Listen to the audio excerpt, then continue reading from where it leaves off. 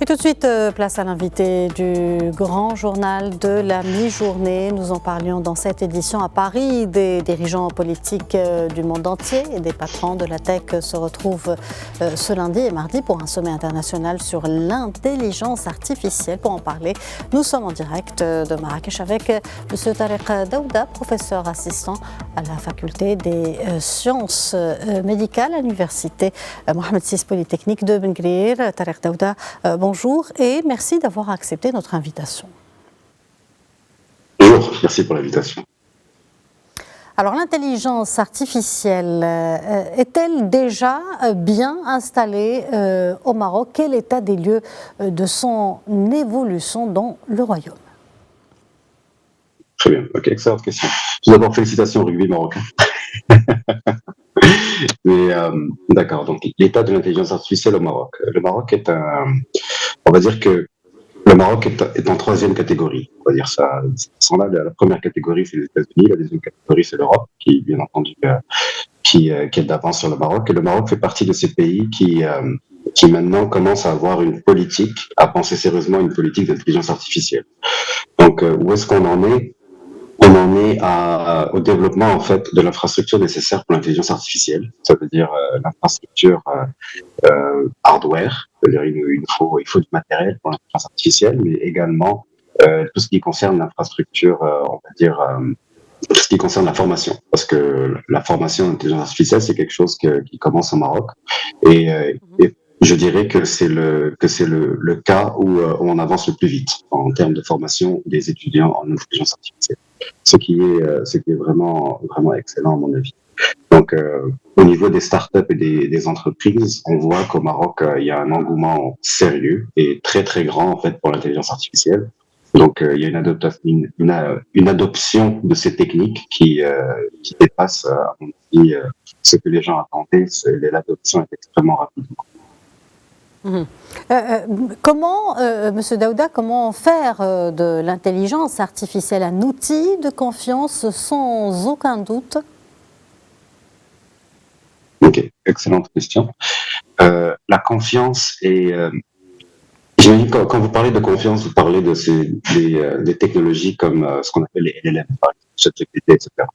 Donc ça, c'est un problème sérieux, on va dire que c'est un problème de fond. Parce que ces technologies, en fait, quand on est le développeur, on ne les contrôle pas. Donc ça veut dire qu'on ne contrôle pas ce que ChatGPT peut sortir comme information. Donc ça peut avoir des implications géopolitiques certaines, mais ça a aussi des implications importantes quand on parle par exemple du milieu de la santé. Donc si ces modèles ont par exemple été entraînés sur des populations qui ne sont pas représentatives des populations que l'on a au Maroc, on ne peut pas vraiment se fier à ce qu'elles nous donnent comme information. Donc tous ces points-là en fait sont des points très importants à garder en mémoire. Côté éducation, certaines craintes s'imposent, le rendement et les acquis scolaires ne sont-ils pas menacés par l'intelligence artificielle? Qu'en pensez-vous? Je vous remercie pour cette question. Je pense que d'une certaine façon, oui. Et donc, par exemple, dans mon laboratoire, ChatGPT est interdit pour la programmation. Donc, la raison pour laquelle on a cette loi, cette rule dans le laboratoire est très simple. C'est parce que le ChatGPT, les modèles à la ChatGPT ou les modèles d'Anthropic ou tous ces modèles-là sont une technologie de rupture qui est d'une nature fondamentalement différente de la calculatrice. Donc, une calculatrice, ça fait gagner du temps, on fait des calculs rapidement et voilà. Par contre, le raisonnement n'est pas atteint. Donc, il faut toujours raisonner avant de pouvoir utiliser une calculatrice. On peut pas juste faire un calcul aléatoire. Avec ce qui se passe avec les modèles comme ChatGPT, c'est que certains étudiants vont chercher la facilité, par exemple, et vont demander, et vont utiliser en fait ces technologies comme des substituts au raisonnement. Ce qui, à mon avis, est quelque chose d'extrêmement grave et c'est quelque chose qu'il faut absolument éviter. Parce que la chose la plus importante qu'un étudiant doit apprendre ou un élève, c'est avant tout à raisonner. Donc, il faut travailler ce muscle de raisonnement. Il faut être capable de faire ses propres hypothèses. Il faut être capable d'avoir ses propres idées. Et à ce moment-là, et c'est pour ça que je considère que ces technologies-là peuvent être détrimensielles à à l'apprentissage. Donc, pour résumer, je pense que ces modèles-là, ces technologies, ces outils sont d'excellents assistants, mais de très mauvais professeurs et substituts à la réflexion. Quels sont les domaines d'activité qui sont les plus compatibles et qui ont le plus besoin de l'intelligence artificielle?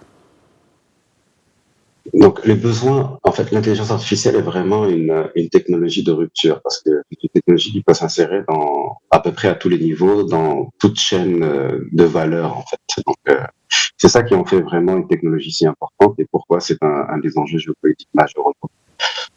Maintenant, ce qui est intéressant, c'est qu'on s'attendait avant, on s'attendait à ce que ce soit, par exemple, les métiers manuels, etc., qui soient les plus touchés par l'intelligence artificielle. Mais en fin de compte, ce sont les métiers que l'on fait devant un ordinateur portable qui se retrouvent, on va dire, pour pas dire menacés, mais qui se retrouvent affectés par l'intelligence artificielle. Donc, tout ce qui est, par exemple, design graphique, traduction, etc. Genre écriture d'email, ce qui, ce sont les cas de figure que l'on voit le plus souvent en fait en termes d'utilisation. Et c'est assez intéressant parce que c'est ce qui s'est passé en fait à mon avis, ma lecture de la situation, c'est que les gens qui sont en informatique sont toujours en train d'essayer d'automatiser en fait le travail qu'ils font. Donc ils se sont retrouvés à automatiser une bonne partie de leur travail. Et c'est ce qui fait que ce sont les métiers que l'on fait devant un ordinateur qui se retrouvent les plus atteints par l'intelligence artificielle.